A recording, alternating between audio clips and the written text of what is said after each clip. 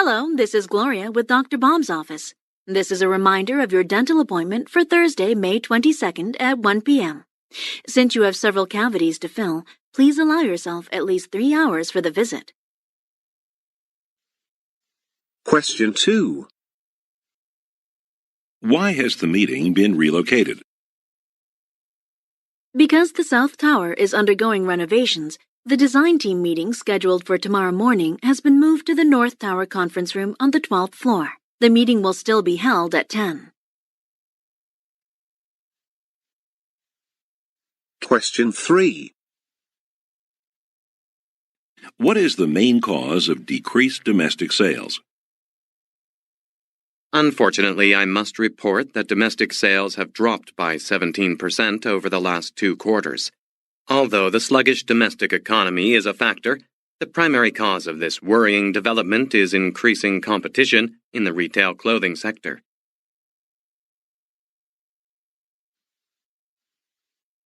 Question 4. What should the listeners do before they skate? This weekend is the first outing of the Inline Skating Club for this season. Remember, you are not allowed to skate with the club unless you wear an approved safety helmet. You can ask Ria, the safety coordinator, if you are unsure about your gear.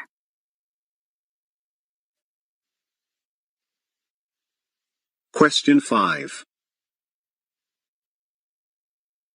What profession does the speaker work in? As a woman and sports announcer, I'm often approached about giving speeches on women in sports. Question 6. What is the purpose of Ricardo's visit?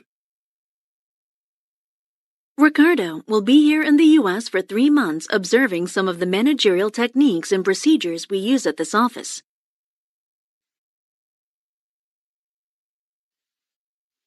Question 7. What kind of business would be making this announcement? In order to improve customer service, we will be initiating a customer satisfaction survey. The survey will focus on several different areas, including courtesy and promptness by waiters or waitresses, cleanliness, and food quality and selection.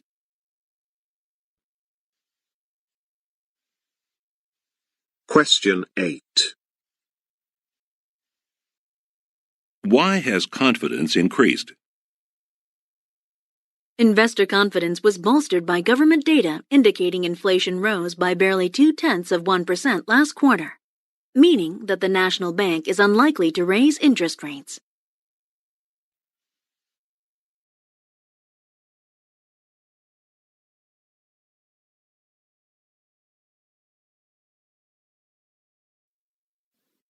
Our copier has been acting strangely today. Could you come and take a look at it for us? Okay, but did you check to see if any paper is jammed inside? Yes, I did, but that's not the problem. I think the problem may be more serious.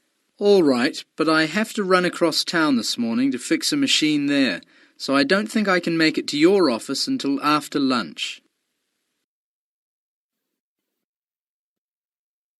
Hi there. I'm having trouble finding this certain book on medieval German nobility. Let me check on the computer. It appears that we don't have it. Oh no, it was really important for an essay I'm working on right now. Well, we have a central computer system that is connected to the other university libraries in the state. I can search them all to see where your book is, then order it from the nearest university. You could borrow it from another library.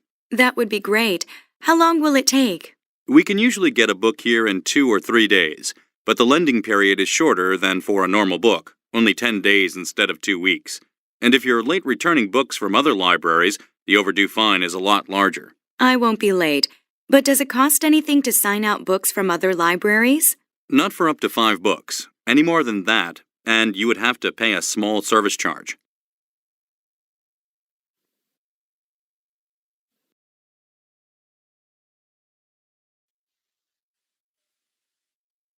What's the matter, Jane? Oh, I was supposed to meet James for a study session at 4, but he's late.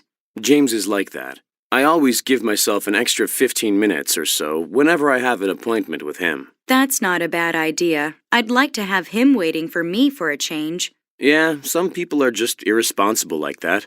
I remember once he was actually late for the exam, nearly 20 minutes late, and he just comes walking in like there's nothing wrong. He wasn't worried or anything. I can't imagine myself being like that. I always leave myself extra time just to make sure I'm always ready and on time. Oh, there he comes now. It's about time. How long are you guys planning on studying? Pretty late. We have a big chemistry test tomorrow, and I'm really behind. Well, maybe I'll see you later. I have to get some work done at the library, too.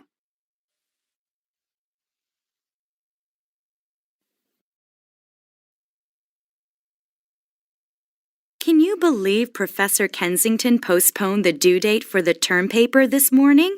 It's unbelievable. Yeah, it was crazy. I've been spending days and nights in the computer lab writing up that paper. I only did that because he kept on emphasizing that he won't take any paper that's not in his office by noon today. I heard that too. Jessica and I stayed up half the night trying to finish it. I think it was 3 o'clock in the morning when we finally had the third draft. I barely had any sleep. You had Jessica to help you? At least you had someone to proofread your paper and help you with the research. It was a nightmare for me. I didn't even have time to proofread my paper. Well, I'm really upset that Professor Kensington was so inconsiderate. Don't you agree? I guess it was a hasty change, but I think he did it for us students. You really didn't get enough sleep, did you? You're not thinking straight. I can't possibly see how I can understand his hasty decision that way. Well, as much as I'm unhappy with his last-minute decision, I think he did it so that we could have one more chance to look over our work before turning it in. Besides, an extension of 2 days isn't going to change anything drastic in our papers. I suppose. Still, I would have had more time to study for the calculus exam, which was today, if I hadn't had to spend so much time and energy on that paper. Oh well, at least he didn't tell us to hand it in earlier. That's right. Anyway, I'm not going to spend another 2 days on the assignment. I'm handing it in after the next class.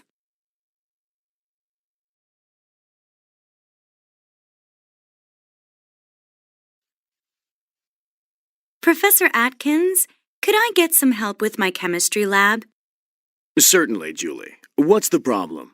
Are you having trouble understanding some of the experiments? Oh no, I understand the experiment. Perhaps I only think that I understand it. What do you mean? Do you or don't you?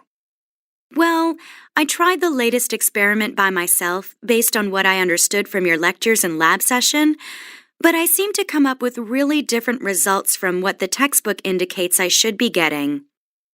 That certainly is a possibility.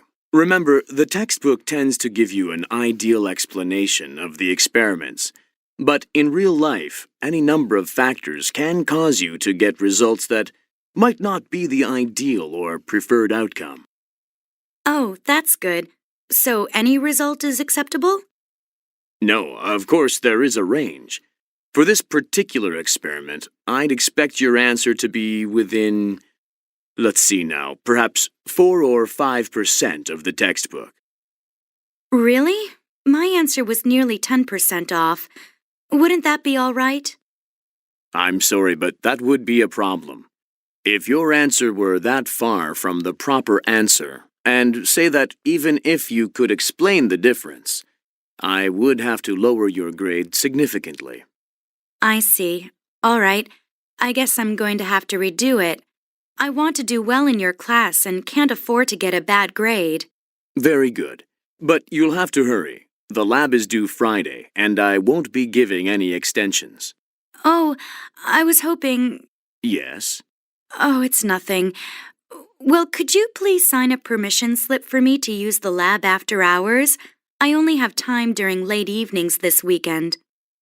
Sure. I'll do that for you right now. Here you go. And a tip. Before you start the experiment, wipe the test tubes with alcohol. There might be unwanted residue inside that might be affecting the result.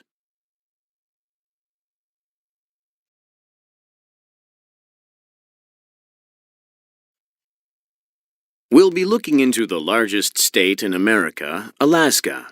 If you look at the location of Alaska on the map, you can see that it is bordered by Canada on the east, the Arctic Ocean on the north, the Bering Strait and Bering Sea to the east, and the Gulf of Alaska.